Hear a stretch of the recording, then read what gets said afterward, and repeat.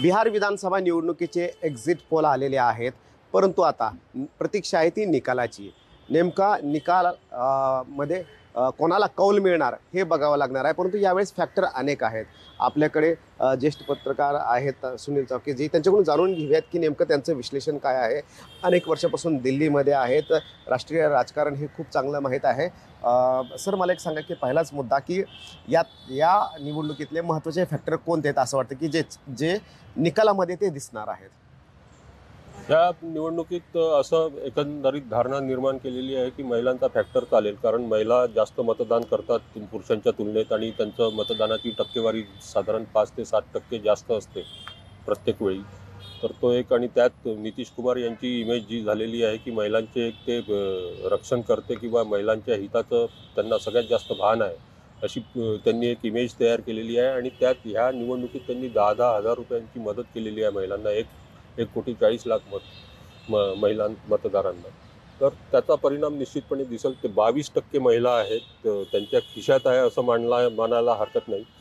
त्यातल्या या महिलांचे मतं जनता दल युनायटेड आणि नितीश कुमार यांच्या प्रतिमेला किती जातील आणि त्याचा वाटा भाजपला किती मिळेल यावर बरंच काही अवलंबून आहे. सर, आत्ताच्या याच्यामध्ये पहिल्या टप्प्यामध्ये आणि दुसऱ्या टप्प्यामध्ये पण टक्केवारी बऱ्यापैकी वाढलेली आहे मतदानाची. साधारणतः दोन्ही जरी टप्प्याचा विचार केला तर 9%च्या आसपास मतदान वाढलेलं आहे. खूप मोठ्या प्रमाणावर हे मतदान वाढलेलं आहे.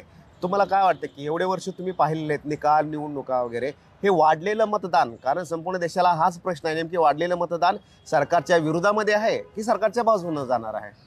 नाही, बिहारची निवडणूक प्रत्येक वेळी चुरशीशीच होते आणि त्यात यावेळी जी SIR झालेला आहे त्याचा परिणाम मतदान मागच्या तुलनेत किती वाढलं हे सांगणं म्हणजे थोडंसं कसरतीचं काम होईल. कारण मागच्या वेळी मोठ्या बेसवर मतदान झालं होतं. अर्थात त्यावेळी करोना देखील होता, त्यामुळे मतदानाचं प्रमाण टक्केवारी घटलेलं होतं. पण ही जे ऐतिहासिक मतदान जे म्हणतं टक्केवारीच्या प्रमाणात, तर ते घटलेल्या बेसवर आहे. म्हणजे 65 लाख मतदार घटले आणि त्याच्या बेसवर हे म्हणजे आपल्याला आठवत असेल की 2020मध्ये जेव्हा GDPचा -23 झाला होता, 23.9, त्याच्या बेसवर मग 2021मध्ये GDP वाढला, तर तो खूप वाढला, 8-9% वाढला.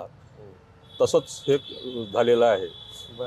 त्यामुळं मतदान संख्येत किती झालं, मागच्या निवडणुकीच्या संख्येत यावेळी किती वाढ झाली, हे बघणं महत्त्वाचं ठरणार आहे. बरं, दुसरा मला महत्त्वाचा मुद्दा तुम्हाला विचारायचा आहे की प्रशांत किशोर, म्हणजे की 2 फॅक्टर या संपूर्ण निवडणुकीमध्ये केंद्रस्थानी दिसतात. एक एन फॅक्टर आणि दुसरा पी फॅक्टर. एन फॅक्टर म्हणजे की नितीश कुमारचा आणि पी फॅक्टर म्हणजे की प्रशांत किशोर यांचा. तर मला अगोदर तुम्हाला विचारायचं की पी फॅक्टरबद्दल सांगा, मग आपण एन फॅक्टरकडे जाऊया. कारण खूप अगोदरपासून त्यांनी मैदानामध्ये प्रचारामध्ये आघाडी घेतली होती. सोशल मीडियावर खूप दिसत होते. सोशल मीडियावर नितीश कुमार यांच्या संदर्भाची इमेज जी आहे ती जनसुराज पक्षानं वेगळ्या प्रकारे मांडली होती. त्यांना स्मृतिभ्रंश झालेला आहे अशा पद्धतीनं ते संपूर्ण मांडली होती. त्यामुळं आघाडी तर सोशल मीडियामध्ये प्रशांत किशोर यांनी घेतली होती, परंतु ते जमिनीवर कितपत अवतरलेलं आहे असं वाटतंय? प्रशांत किशोर गेल्या 12-13 वर्षापासून भारताच्या राजकारणात सक्रिय आहेत. भारतीय जनता पक्ष, काँग्रेस, समाजवादी पार्टी, तृणमूल काँग्रेस, सर्व देशभरातल्या जेवढ्या लीडिंग राष्ट्रीय आणि प्रादेशिक पक्ष आहे त्यांच्यासोबत त्यांनी काम केलेलं आहे. त्यांचे रणनीतिकार म्हणून त्यांनी मोठं यश मिळवलं. पण पडद्यामागं राहून मोठ्या एखाद्या पक्षाच्या, प्रस्थापित पक्षाच्या सोबत काम करून यश मिळवणं आणि प्रत्यक्ष मैदानात उतरून यश मिळवणं यात किती फरक असतो हे यावेळी प्रशांत किशोर यांना दिसणार आहे.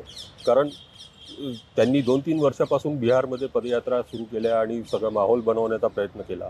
पण प्रशांत किशोर पांडे आहेत, हे RJD आणि इतर पक्षांनी त्यांचं जे खरं हे आहे ते उघड केलं. आणि बिहार हा जातीपातीवर चालणारा राज्य आहे. तिथल्या निवडणुका जातीपातीवरच ठरतात, धर्माला तेवढं फारसं महत्त्व नसते. त्यामुळं त्याचा फटका प्रशांत किशोर यांना बसणार आहे. प्रशांत किशोर यांच्या जमेच्या बाजू म्हणजे उच्चवर्णीय मतदार भाजपचे किंवा भाजपचेच म्हणावं लागेल, कारण भाजपच उच्चवर्णीय आणि काँग्रेसचे काही प्रमाणात, आणि तरुण मतदार या मतदारांवर प्रशांत किशोर यांचा किती प्रभाव पडतो हे महत्त्वाचं आहे.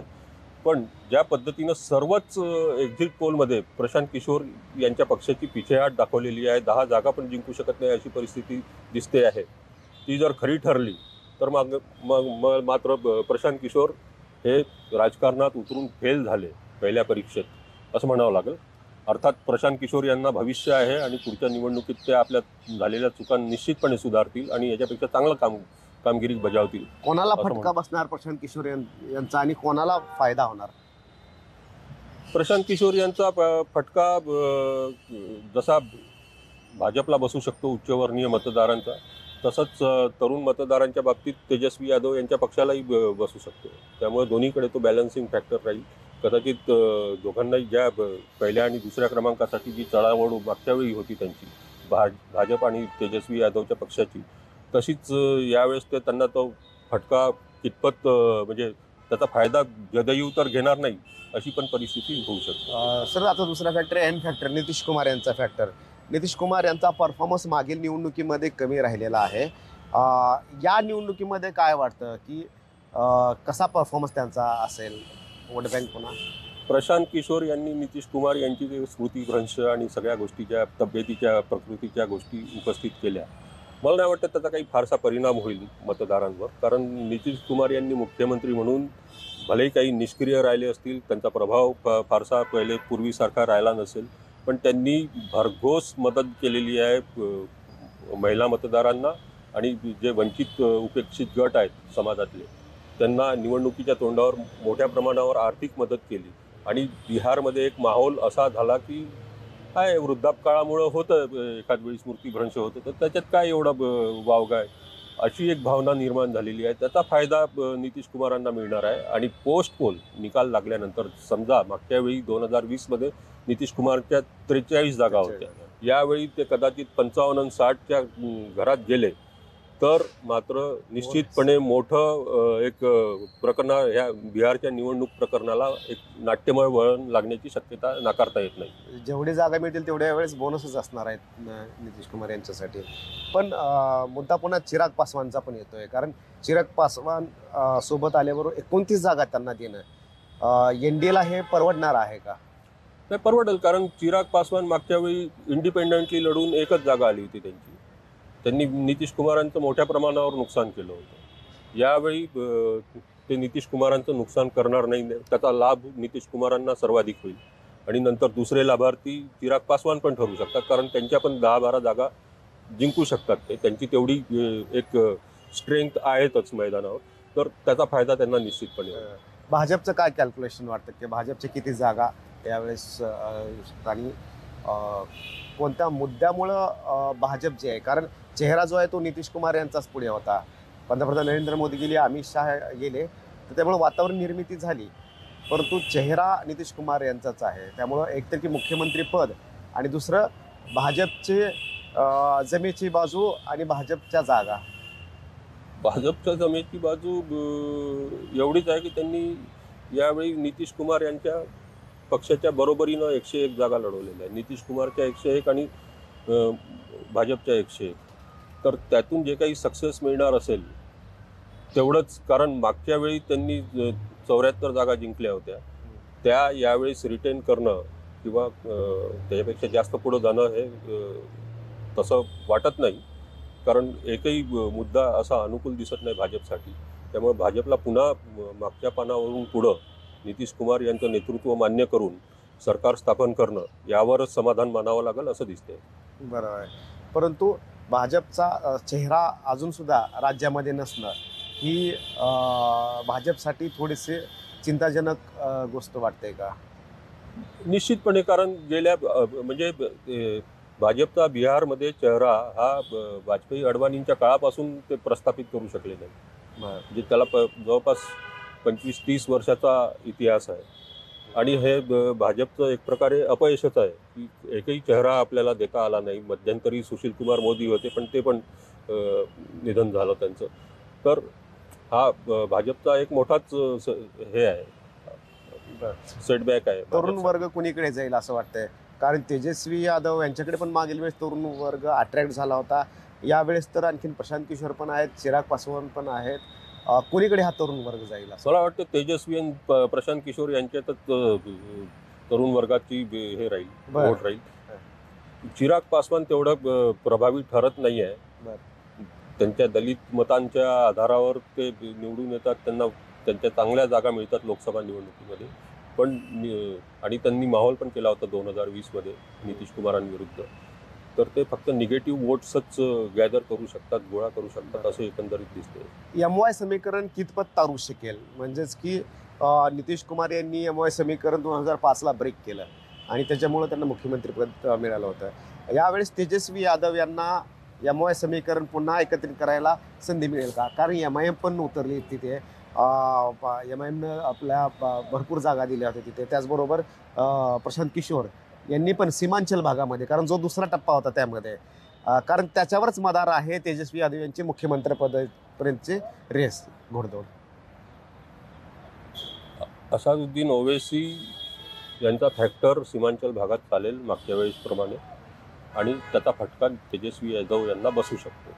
आणि जे काही सरकार येणार असेल BJP NDAचं, तर त्यात नेहमीप्रमाणे पुन्हा ओवैसी यांचा फॅक्टर महत्त्वाचा ठरणार. बरं. म्हणजे की साधारणतः MOI म्हणजे की मुस्लिम यादव जर मिळाले तर 32% वोट बँक होते. तर ती कुठेतरी प्रशांत किशोरमुळे पण फटका बसू शकतो का या वोट बँकला? प्रशांत किशोरमुळं तरुण मतदारांचा फटका बसू शकतो राष्ट्रीय जनता दलाला. पण तेजस्वी यादव यांचा एक जो ॲडव्हान्टेज आहे की नितीश कुमारवर नाराज असलेले पुरुष मतदार, हा पण एक लक्षात न घेतलेला फॅक्टर आहे, अननोटिस फॅक्टर आहे. तर तो किती काम करतो यांच्या फेवरमध्ये हे देखील महत्त्वाचं ठरलं. प्रशांत किशोर यावेळेस निवडून आणण्यासाठी ते लढलेत का पाडण्यासाठी लढलेत? काय वाटतं तुम्हाला? मला असं वाटतं की पुढे जाऊन भविष्यात ते भाजपाचा चेहरा ठरण्यासाठी लढलेले आहेत, निवडणूक मैदानात उतरलेले आहेत. बरं. कारण जी पोकळी आहे भाजप बिहारच्या भाजपमध्ये, ती भरून काढण्याची पूर्ण एक कॅपॅबिलिटी प्रशांत किशोर यांच्या चेहऱ्यामध्ये आहे. बरोबर. सर, आणखीन एक धागा जो आहे तो महाराष्ट्र आणि बिहारचा सांगितला जातो, तो म्हणजे की महाराष्ट्रामध्ये लाडकी बहीण योजना आणली आणि त्याच्यामुळं सत्तापर्यंत जाणं शक्य झालं. बिहारमध्ये सुद्धा 10,000 रुपये जे सरकारने द्यायचं वचन दिलेलं आहे आणि तेजस्वी यादवने 30,000 द्यायचे वचन दिलेलं आहे. तर ही योजना ज्या आहेत त्या रोजगाराच्या असतील किंवा हे असे विशेष करून लाडकी बहीणसारखी महिलांना पैसे देणारी योजना जी आहे, तर ती इम्पॅक्टफुल ठरेल का? निश्चितपणे इम्पॅक्टफुल ठरेल, पण त्याचा इम्पॅक्ट जो आहे तो जनता दल युनायटेड आणि नितीश कुमार यांच्या पुरताच मर्यादित राहिला तर मात्र प्रॉब्लेम होऊ शकतो. कारण पैसा घेऊन मतदान करणं हा याचा एक दबाव, नैतिक दबाव महिलांवर येतो. पण तो फक्त जनता दल युनायटेड पुरताच मर्यादित राहील, नितीश कुमार यांच्या वलयापुरताच मर्यादित राहील का त्याचा लाभ भाजपलाही मिळेल, हा प्रश्न मात्र निवडणुकाच्या म्हणजे मतमोजणीनंतरच स्पष्ट होईल त्याचा. तर बिहारच्या या निकालाचा परिणाम केंद्रावर काय होऊ शकतो का? आणि दुसरं की जर समजा की नितीश कुमार यांची जर परिस्थिती, कारण आपल्याला माहिती आहे की नितीश कुमार यांनी अगोदर पण तेजस्वी यादव यांच्यासोबत सरकार बनवलेलं आहे, जर तशी जर परिस्थिती आली तर ते तेजस्वी यादव सोबत जाऊ शकतात का? सरकार स्थापन करू शकतात का? भारतीय जनता पक्षानं जर नितीश कुमार यांचा मुख्यमंत्रीपदाचा दावा नाकारला तर ते निश्चित जातील. त्यांच्यावर कुठलंही बंधन नाही आहे. हे त्यांचं बोनस आता राजकीय कारकीर्द सुरू होणार आहे उद्यापासून.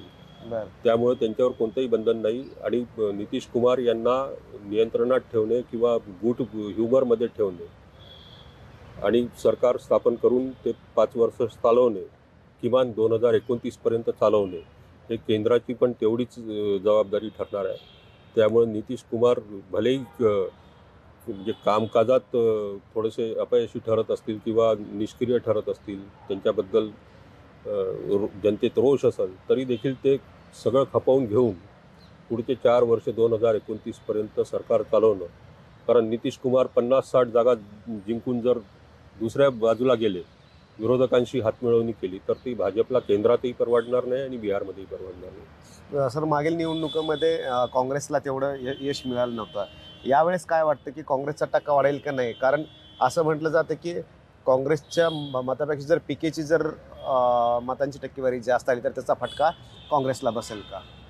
तर काँग्रेस हा तर आता एक प्रकारे म्हणजे अडगळीत पडलेला पक्ष आहे आणि त्याच्याबद्दल फारसं बोलण्यालायक काही आता उरलेलं नाही आहे. अच्छा. तर मागच्या वेळी 70 जागा लढून 19 जागा जिंकल्या आणि 50 जागा खराब केल्या.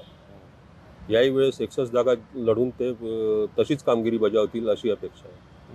सर, मुख्यमंत्री कोण राहील काय वाटतं तुम्हाला या सगळ्या ह्याच्यामध्ये? मुख्यमंत्री एकतर नितीश कुमार राहतील आणि काही झालं तरी नितीश कुमारच राहतील असं दिसतंय. अच्छा, म्हणजे तुम्ही दोन्ही ऑप्शनमध्ये नितीश कुमारच हे दिलेलं आहे. तर हे होते की सुनील चावकेजी, आणि यांनी बिहारचं संपूर्ण राजकारण, तिथलं कॅल्क्युलेशन, एक्झिट पोलमधून उपस्थित होणारे प्रश्न आणि निकालानंतर सुद्धा नितीश कुमार यांची काय भूमिका असते याच्याबद्दल अतिशय खुलेपणानं सांगितले आहे. त्यामुळं उद्याच्या निकालाची जी आहे ती वाट बघावी लागणार आहे, कारण या निकालावरच बिहारचंच नाही तर केंद्राचं सुद्धा भवितव्य अवलंबून असणार आहे.